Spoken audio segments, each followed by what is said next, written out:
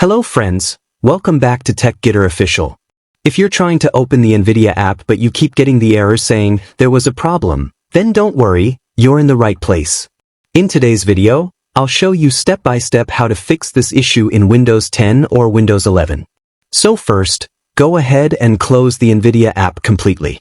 Now open the Start menu and search for Device Manager.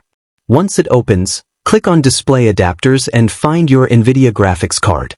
Right-click on it, select Update Driver, choose Browse My Computer for drivers, then select the latest NVIDIA driver from the list and click Next. Give it a moment to install.